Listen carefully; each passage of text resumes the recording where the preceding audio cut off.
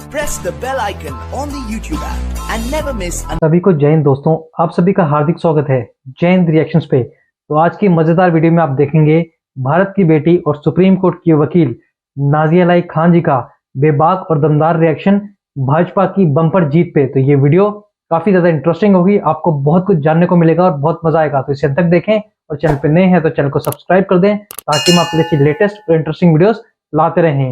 जय हिंद, जय भारत। ये जो इलेक्शन था इसमें हुआ क्या, गेम क्या हुआ? कांग्रेस बिल्कुल लगभग जीती हुई दिख रही थी सबको।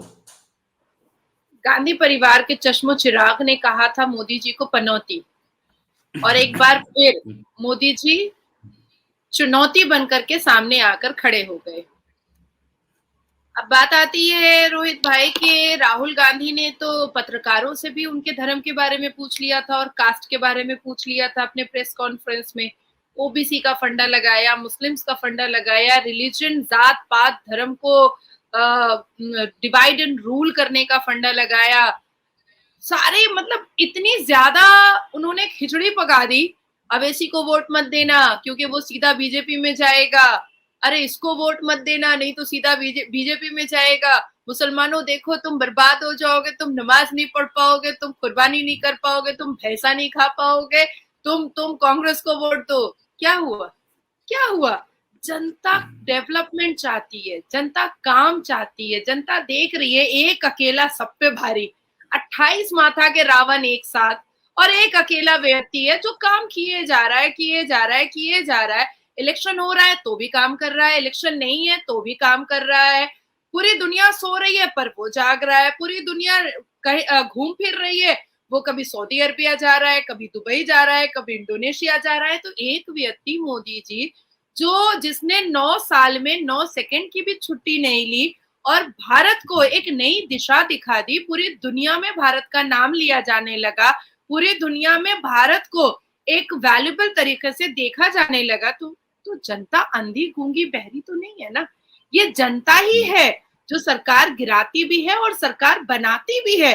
तो जनता ने ये चीज तो देखा ना। देखिए, मैं राजस्थान के लिए स्पेसिफिकली कहूंगी कि राजस्थान में वाकई में कांग्रेस जीतता, मैं मानती हूँ कि कांग्रेस जीतता, लेकिन लास्ट विधानसभा के सत्र में जब ये बोला गया कि राजस्थान में बलात्कार इसलिए होता है क्योंकि राजस्थान के मर्द मर्द हैं, उस दिन मैंने मेन स्ट्रीम मीडिया पर डिबेट में ये बात कह दी थी कि ये जो अल्फाज इस्तेमाल किया गया है, ये जो सेंटेंस विधानसभा के अंदर इस्तेमाल किया गया है, और अशोक गहलोत जी ने जो कोई टिप्पणियां नहीं की है, या कांग्रेस की प्रियंका वाड्रा लड़की हूं, लड़ सकती हूँ, कुछ भी कर सकती हूँ, उन्होंने जो 2 थप्पड़ नहीं रसीद दिया ऐसे ऐसे विधानसभा एमएलए को, तो ये बहुत बुरा होगा।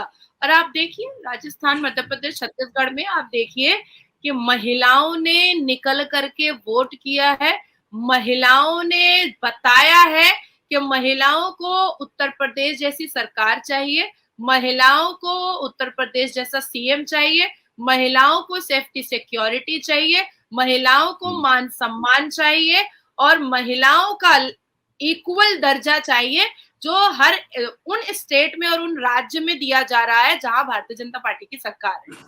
आपने 3 राज्यों की अभी बात की है, 3 राज्यों में आप कह रहे हैं कि खेल क्या हुआ? खेल तो कर्तव्य का हुआ, खेल तो धर्म का हुआ, और खेल विश्वास का। ये खेल सही बात है। कितने दिन आप बताते रहोगे रोहित जो है वो हिंदू है, नाजिया तुम मुसलमान हो, वो पूजा करता है, तुम नमाज पढ़ती हो, वो भगवान मानता है, तुम अल्लाह मान। कितने दिन चलेगा? कितने दिन चलेगा? नहीं चलेगा, ये नहीं चलेगा। और राहुल गांधी ने जात पात पर वोटिंग करवाने का जो एक फंडा बनाया था, तो उन्होंने तो अपनी ही दादी माँ के मुंह पे थप्पड़ मार दिया था, अपने ही पिता के मुंह पे थप्पड़ मारा था। क्योंकि इंदिरा गांधी जी क्या कहती थी? जात पे ना पात पे मोहर लगेगी हाथ पे। राजीव गांधी जी मंडल कमीशन के मीटिंग में क्या कहे थे कि जात पे ना पात पे, इंदिरा गांधी जी की बात पे मोहर लगेगी हाथ पे।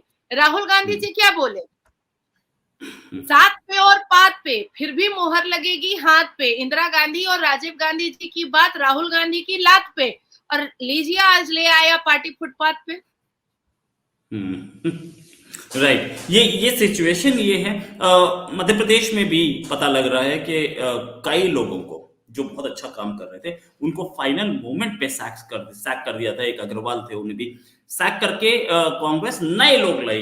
भाई एक आदमी इतने टाइम से काम कर रहा है, आप उसको कभी भी सैक कर देते हैं, कभी भी हटा देते हैं। ये नेहरू गांधी परिवार बैठा रहता है, कितना ही खराब परफॉर्मेंस हो, 10 साल से आप पावर में नहीं आए हैं फिर भी बैठे हैं। जो आदमी मेहनत कर रहा है उसको ओवरनाइट ही सैक कर दिया जाता है।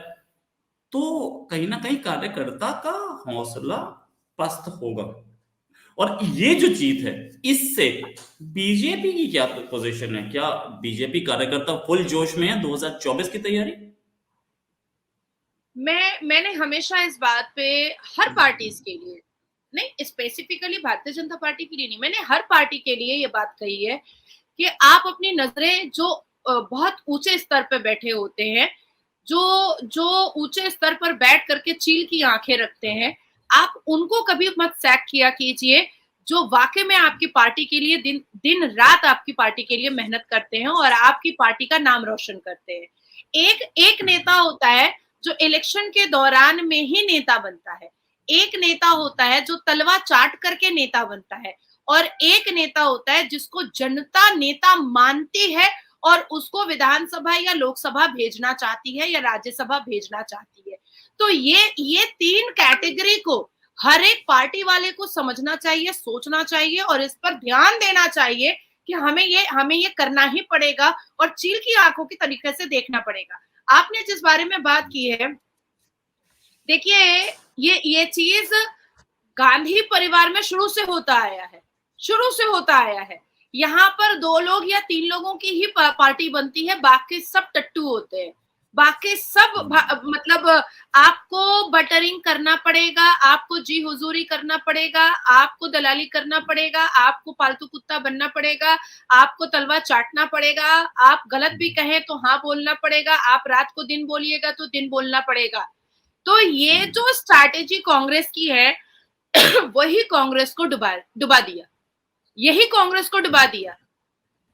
आप सोचो कि खरगरे ना क्या कड़कड़े है, उसको कौन पहचानता है? उसको कोई नहीं पहचानता है।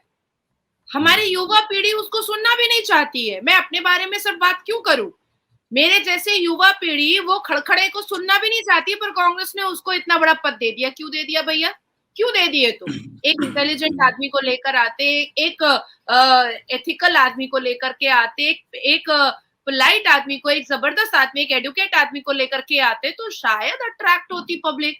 जिस तरह से राजस्थान में खूनी खेल हो रहा था, बलात्कार हो रहा था और ऐसी अभद्र टिप्पणियां हो रही थी, जिस तरह से मध्य प्रदेश में कांग्रेस के द्वारा अभद्र टिप्पणियां हो रही थी, तो ये छत्तीसगढ़ में अभद्र टिप्पणियां हो रही थी, धर्मों के आधार पे बांटा जा रहा था। ये एक बहुत बड़ा रीजन है। और खास करके कांग्रेस आज भी अगर संभल जाए और उन लोगों को सैक ना करे जो वाकई में कांग्रेस के लिए आज भी जान देने को तैयार हैं, उनको ही अगर आप सैक कर दोगे तो नतीजा तो यही निकलेगा ना, नतीजा तो यही निकलना है।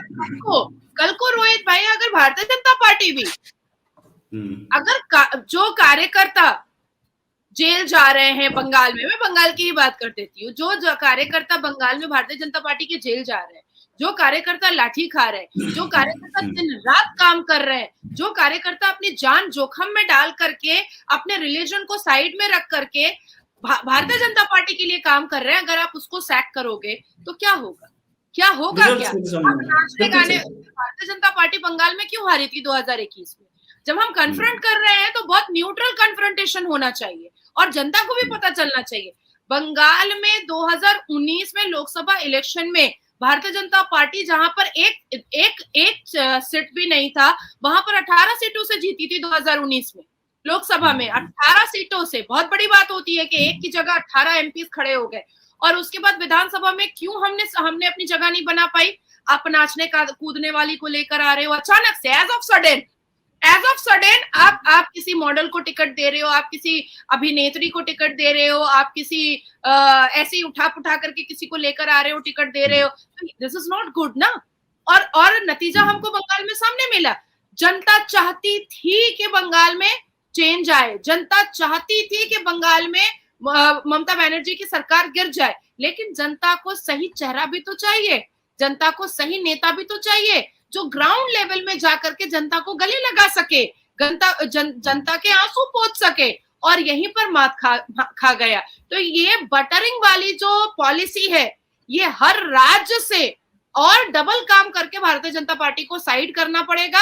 और कांग्रेस को तो छोड़ ही दीजिए, वो एक होता है नसों में एक चीज होता है, और कांग्रेस की नसों में बटरिंग वाली आदत है, उनको बटरिंग नहीं मिलेगी। वो सोचेंगे कि वो राहुल गांधी जो है वो गांधी परिवार के चश्मो चिराग ही नहीं। दोस्तों, आशा करता हूँ कि इस पूरी वीडियो को और पूरी डिस्कशन को आपने अंत तक देखा होगा और हमेशा की तरह नाज़िया इलाही खान जी का बेबाक और दमदार रिएक्शन आपको पसंद आया होगा, जो कि था पूरे इलेक्शंस के ऊपर, जिसमें बीजेपी ने एक बम्पर जीत हासिल की है। 3-1 से बीजेपी ने कांग्रेस को हराया है। जी हाँ, जहां भाजपा ने एक तरफ मध्य प्रदेश, छत्तीसगढ़ और राजस्थान को अपने नाम किया, वहीं कांग्रेस ने तेलंगाना को अपने नाम किया। पर ये जो एक बड़ी जीत हुई है भाजपा की, तो क्या ये जो जीत है वो भाजपा की मेहनत और भाजपा की रणनीतियों के कारण थी, या फिर जो कांग्रेस है वो अपने ओवर कॉन्फिडेंस की वजह से हारी है? इसके बारे में आपके क्या विचार हैं? आप अपने विचार हमें कमेंट सेक्शन में लिखकर जरूर बताएं, हमें आपके कमेंट का इंतजार रहेगा। और एक बार फिर चैनल पर नए हैं तो चैनल को सब्सक्राइब कर दें, ताकि हम आपके लिए लेटेस्ट, इंटरेस्टिंग और इंपॉर्टेंट वीडियोस लाते रहें। तो चलिए फिर मिलेंगे ऐसी किसी जबरदस्त वीडियो में, तब तक अपना ध्यान रखिए। जय हिंद, जय भारत।